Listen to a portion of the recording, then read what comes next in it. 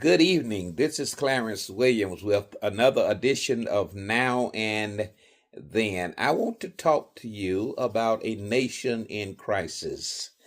This is a situation that Donald Trump has a great ability to create or to take advantage of. Let's start with immigration. The crisis of immigration was not started by Donald Trump. It was started by the Biden-Harris administration. For 4 years, the Biden-Harris administration allowed immigrants to come across the border, and they went into all types of cities all across the United States. Governments, mayors in the cities were complaining that they were not being funded adequately, or they did not have the support of the federal government to assist them with the burden that was being created by all of the immigrants, the migrants coming into their local cities. And I don't believe the federal government stepped up to the plate to assist these cities with funding. So the cities were having to take money from their local residents in order to help support the migrants that was coming in there. Do you remember eating cats and dogs? All of that was created because of the Biden-Harris administration not supporting or giving adequate funding to the different municipalities to help the migrants, which was automatically creating a crisis, creating a situation. Even the gang violence that was happening in the various cities, or the reports of gang violence. The Biden-Harris administration was not adequately, in my opinion, addressing that. They was leaving that to the local governments, the local city governments, to handle that. And the way they were handling it was running it through the normal court procedure. Many of these gang violent participants was being let go, or they were getting bail to come back at a later date. That's the normal procedure. So the Biden-Harris administration created this and then left it to the local administrations to deal with it. All in the same thing. They were trying to get a bipartisan bill passed that would address immigrants and migrants coming into the United States from a comprehensive standpoint of view. They got that approved through bipartisan negotiation, but then Donald Trump stepped in and then told the Republicans, don't vote for it. Don't vote for it, knowing that the crisis was created by the Biden-Harris administration, which gave him a perfect platform to run on. And Donald Trump took that and used that crisis to point out that the Biden-Harris administration was not doing anything. The Biden-Harris administration created that, and Donald Trump took advantage of that.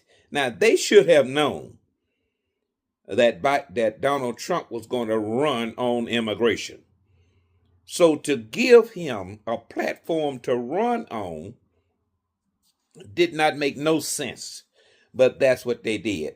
So as a result of that, Donald Trump ran on the platform of, I'm going to get everyone out. He called it the criminals. He called it the murderers. He called it the rapists. He says, I'm going to get rid of all of those different games and all of those lawbreakers out of our country.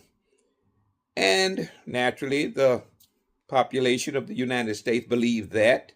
Many of them believed that or voted for him because they knew that they were being taxed in their individual cities by funding being taken away from them to help support the migrants. So that was an easy vote.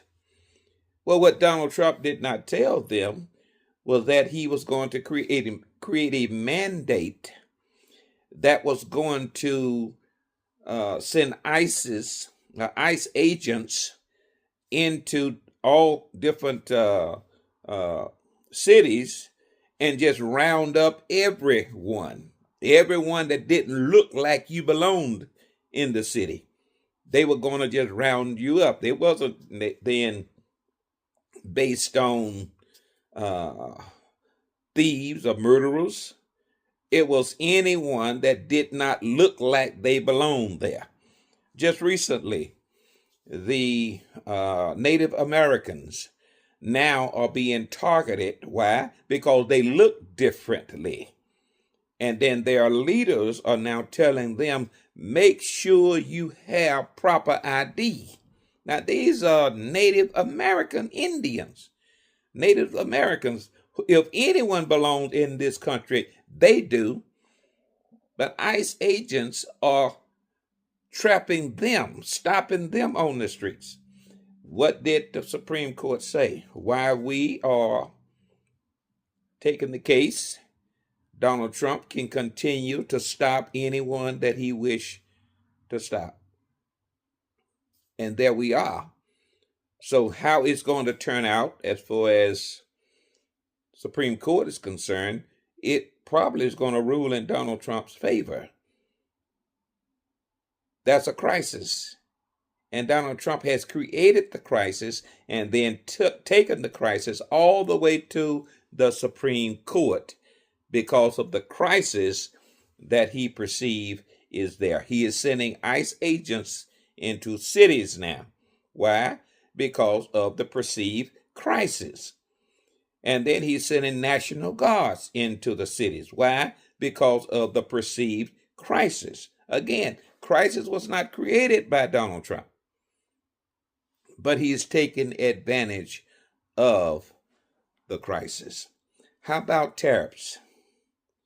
Donald Trump already knew that IEEPA was not the right law to use to impose tariffs on the countries. He already knew that. But he was going to create the crisis anyway by just using IEEPA and then taking it to court. And as he's taking it to court, he is still collecting millions of dollars. Some coming from, yes, the countries or the businesses in foreign countries that are paying to have their wares sold in the United States. Some is being paid by the companies that are ordering and purchasing these things from foreign countries. And then some are now being passed on to the consumer. Well, Donald Trump simply says that the foreign countries is going to pay for all of it. Now, we know that that's not true, but that's what he said. What's the crisis? The crisis is that he has now collected millions of dollars. And now he is saying that it would be a crisis to the United States if he is ordered to pay back all of this money that he has created. That's the crisis that he has created. Well, two courts has told him that IEEPA law was not constitutional. You cannot use it. Now he is at the Supreme Court. The appellate court says continue to collect it until we make a decision. Well, they made a decision. It's not lawful. Now he's going to the Supreme Court, and he's going there with the same argument of a crisis. If you say that we have to give it back, then it is creating a hardship burden on the government of the United States of America. Then he turns and says, well, the farmers are being having a hardship because China is not buying soybean from the farmers. So we have to bail the farmers out again. And how are you going to bail them out? You're going to take part of the tariffs money and give it to the farmers to help bail them out because China and other countries are not buying merchandise from the farmers. Just one big crisis after another. And he is good. He is skillful at creating these type crises so that people have to make a decision one way or the other. Take the big beautiful bill. The big beautiful bill could have been broken up into smaller bills.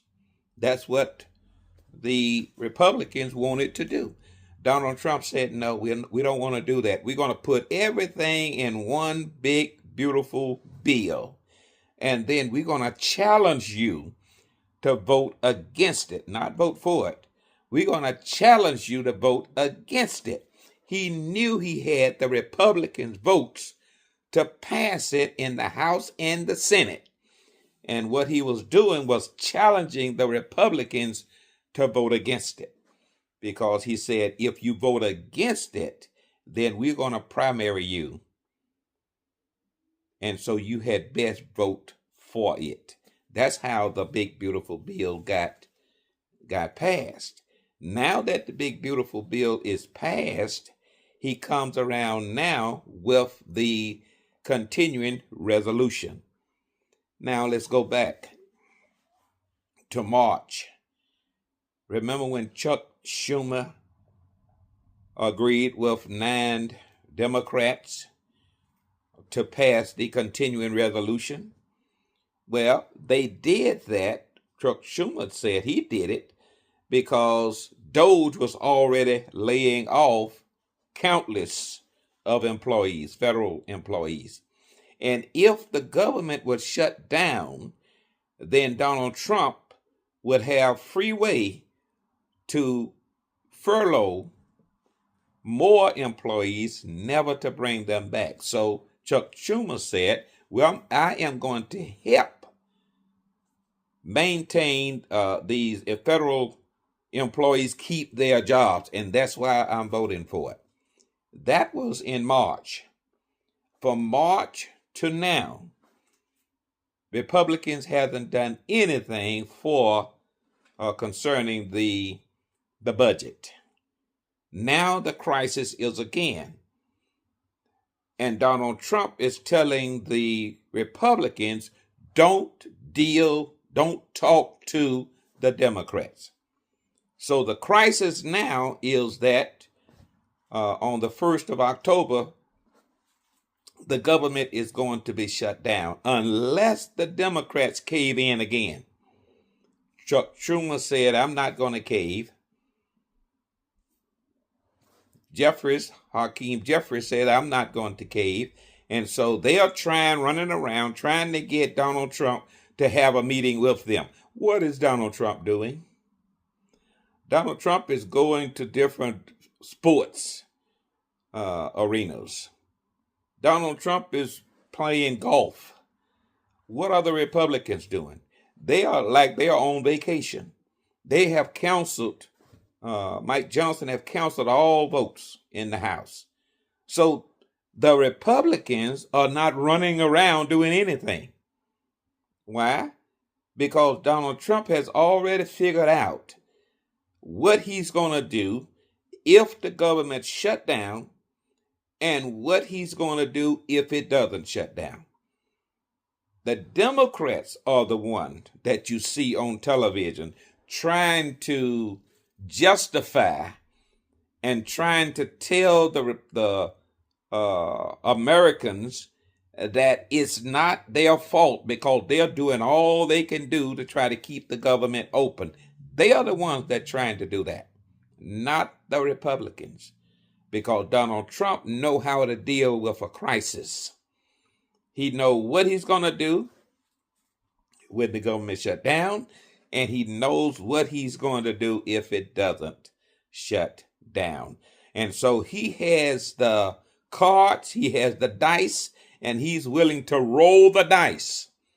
The question is, are the Democrats willing to roll the dice? If they are not willing to roll the dice, then they're going to cave just like Chuck Schumer caved back in March. Listen, you have lost the House, you have lost the Senate, and you have lost the White House trying to stand up for the working people of America. And they have rejected you. Why? Because they don't see you fighting for them. You say you are, but they don't see that. In other words, they want you to do something differently. They want you to stand up, not cave. So the question is, within 2 days, are you going to cave or are you going to stand up? You already have, you lost the House, you lost the Senate, you've lost the White House. What do you have to lose? Remember what Donald Trump said? What do you have to lose? You have already lost. If Donald Trump wants to roll the dice and shut the government down, roll it with him. If he want to talk to you, roll the dice and keep the government open, roll it with him. But put it in his court and stop running around on television trying to convince everybody that it is not you. Roll the dice and play the game. This is Clarence Williams. This is another edition of Now and Then.